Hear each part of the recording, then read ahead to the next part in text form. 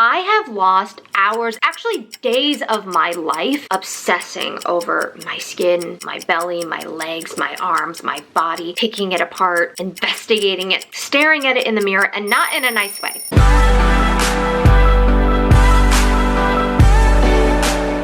Okay. I remember when I was the one, like always Googling and researching and honestly obsessing over watching videos like this. Hi, my favorite people. My name is Kelly. If you haven't been here before, I absolutely love talking about therapy, but not just about therapy, the incredible things that I've learned in this journey of actually trying to get to know myself, wanting to understand why it is that I've struggled with so many different things in my life. When I started my journey in trying to stop hating myself, I really just thought, I need to fix all my eating disorders and I gotta stop hating my body. And when I realized and started digging deeper and deeper in my own self-reflection and going to therapy and finding more support and realizing that so many of us feel the same things and think the same things, I've noticed that, oh, it's so much more. It's so much more, and there's so much more depth in all of us. We are all so complex, and that can be very, very frustrating. So I try to make sure that we feel really seen, heard, and cared for, and we also learn things together, and we learn how to cope in healthy, loving ways. All these different thoughts and feelings, whether it's anxieties about food, binge eating, hating our bodies, feeling really insecure about weight gain, whatever it is, I try to make it easily digestible, but still real and deep and no BS, okay? So today we are going to talk about 3 different ways to stop worrying about weight gain. And I will be asking you 3 different questions about specific ideas and worries and anxieties that I've had, and maybe you have probably had, because we're all human, right? About our bodies and food. So I hope you're excited. I'm really excited. It's like we get to do this together, except I do realize I'm sitting by myself, but I can feel you. That's also weird. Sorry. Let's go. This is gonna be a basic one, but real. Have you been worried about weight gain recently? Or have you ever worried about weight gain? If you ask me, Yeah. obviously, you all know that I've struggled so much with eating disorders, multiple different kinds, and hating my body and doing all these different things, being obsessed with fitness, and yeah, I'm not even gonna get into it, but we've all probably as humans had that thought or feeling, and it's really, really frustrating because it does actually infiltrate our lives more than just thinking, oh, I don't want to gain weight. It's not that we walk through this world constantly distracted by that, but that question makes us feel uncomfortable in our bodies. That worry makes us feel low and bad about ourselves. I remember growing up, I would always say, I don't feel good today. I feel low. I feel bad about myself. I feel disgusting. And it's not that I was bad or should have deserved to feel gross or disgusting, but those are the things I felt because I was worried about weight gain.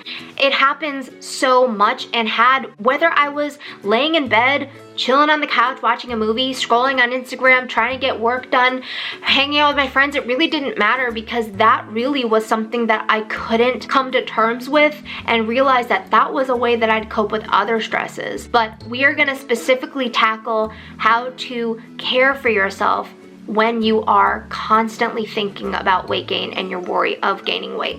When I feel this way, when you feel this way, I want us to be able to turn to ourselves and go, this is how I want to treat you when you feel this way. So this is so helpful, and this is what I do. I detach. Now, when I say detach, it doesn't mean, oh, just drop it or forget about it, put it away, and oh, sunshine, rainbows, I don't care about my weight, totally cool. No, it's about when I have those thoughts, okay, first of all, it's not a new thought. I'm pretty sure I've had it 1.5 billion times before. So it's kind of comforting in a way where I let myself be an observer of that thought. And I go, oh, okay, I've had this thought before and this worry before, and oh, I am not my thoughts, and oh, I still can have a great day or a great minute right now, also holding those worries and anxieties with me. Because realistically, we're not just gonna plop them somewhere and they're not gonna go away. It's a part of us, and that's gonna take a while to heal through and cope with, but we can still move forward and engage in our possible in a given day. And then I take an action. And I really do talk out loud to myself. I live alone, and recently my therapist has said, you know, I really hope you talk to yourself.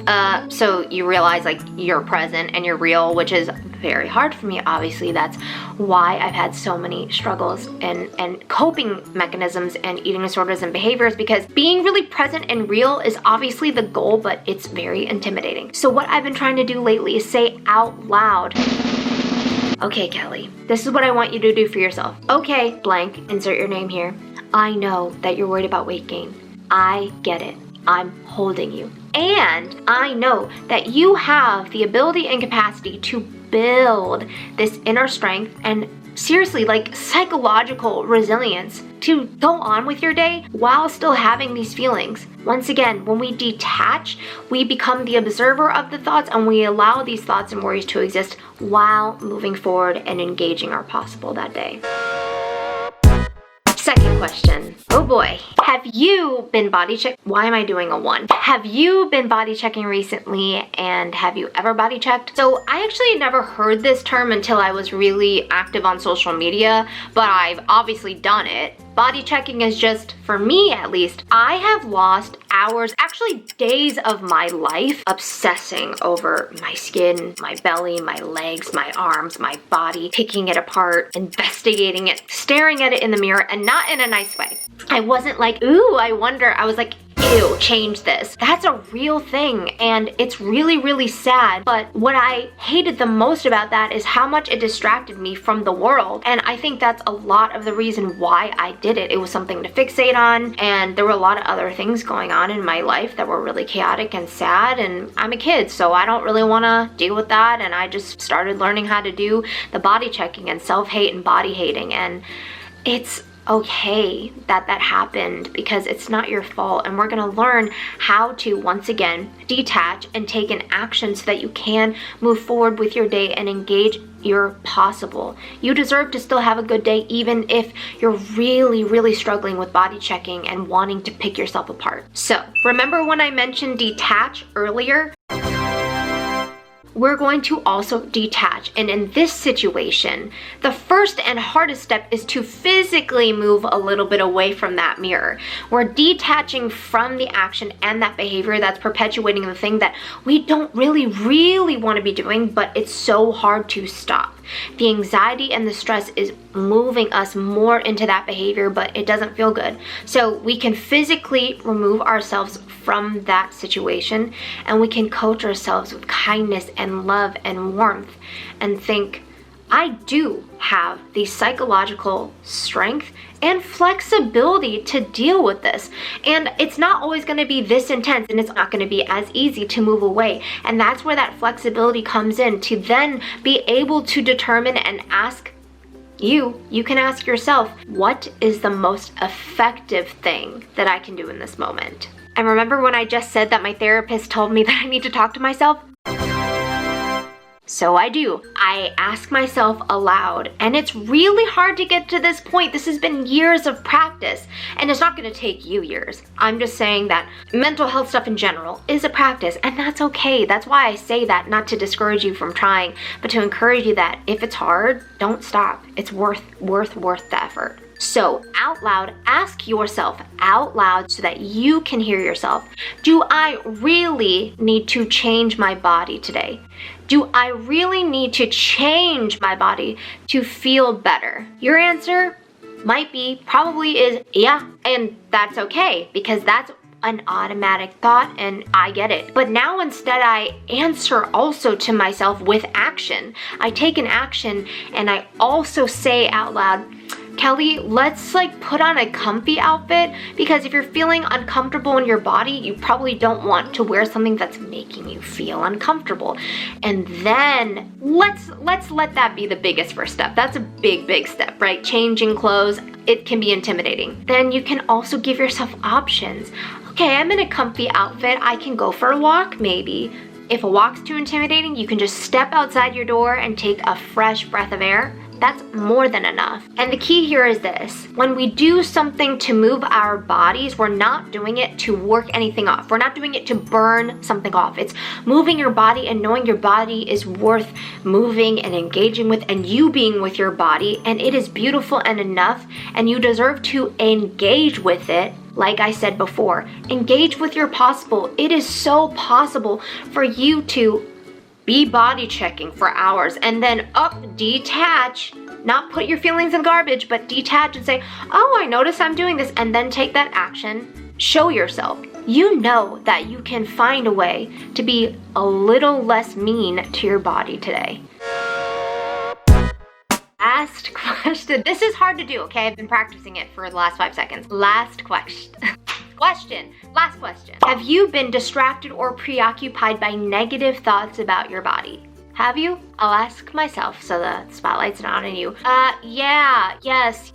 And it's not that your answer has to be yes, but yeah. And it's very frustrating because I have a lot of work to do. And that's my phone alarm telling me that I have this paper that I need to finish for my research job. Cool. Thanks. Right there. So much of my life has been consumed by negative thoughts about my body, and it's not necessarily like I'm obsessing over it and analyzing my arm and my leg while I'm trying to type my essay or trying to get my work done. It's just that it affects you so much and consumes brain space that you need and want to use for the things you actually want to do in your day. So if this is what I'm struggling with, I want to turn to myself. I want us to turn to ourselves and say, oh, here's what I can do to move forward. For this one, I'm going to introduce also one other skill. It's embrace. And I know I've already touched on embrace, but I'm just going to let you know something more interesting about this one. But like I said, we're remembering detach, right? So I'm going to do detach,